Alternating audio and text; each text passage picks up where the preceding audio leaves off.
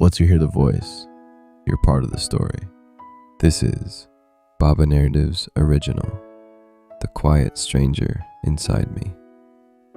I found an old photo today. My smile was louder back then. Not happier, just louder.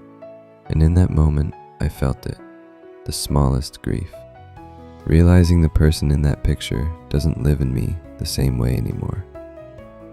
It wasn't dramatic, no breakup montage, no big speech, just a Tuesday that felt different. I walked past a cafe window and saw my reflection split in the glass, half of me in sunlight, half of me in shadow. And I remembered how I used to move through the world like it owed me an explanation. Now I move like I owe the world an apology for taking up space. I used to talk like a doorway, wide open, inviting, loud. Now my words knock first. Somewhere along the way, I learned that confidence and noise aren't the same thing. I learned that being right can still make you lonely. I learned that winning an argument isn't the same as keeping your peace. And the strangest part, nobody announced the change.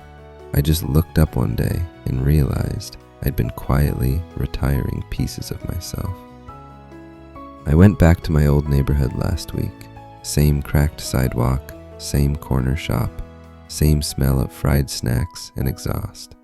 But I wasn't the same. I stood where my younger self used to stand, dreaming out loud, promising myself I'd be somebody. And I wanted to laugh because I did become somebody, just not the somebody I imagined.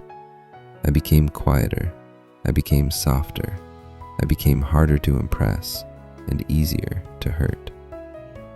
Here's the truth nobody posts. You don't find yourself.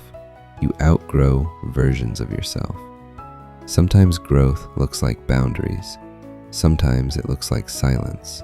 Sometimes it looks like leaving a room without proving your point. And sometimes it looks like grief, because the old you had dreams that don't fit the new you. That's the identity shift.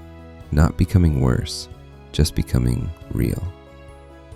I realized it the day someone praised me, and I didn't feel proud.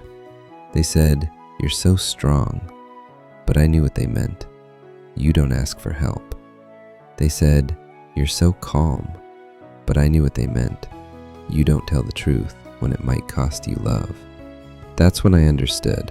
My personality had been slowly shaped by survival, and survival is not the same as living. So I did something small. I texted someone first. I admitted I missed them. I apologized without defending myself. I asked for help without performing strength. And it felt terrifying, because the old me believed love was earned by being useful, by being impressive, by being unbreakable. But the new me is learning a different rule. Real connection doesn't need a costume. It needs a heartbeat. And that's the moment you realize you're not who you used to be, when you stop chasing the loud version of yourself and start protecting the honest one. Some people will miss the old you. Let them. You're not here to be familiar. You're here to be true. Sometimes growth is quiet, but it's still growth. You've just entered the story. BabaNarratives.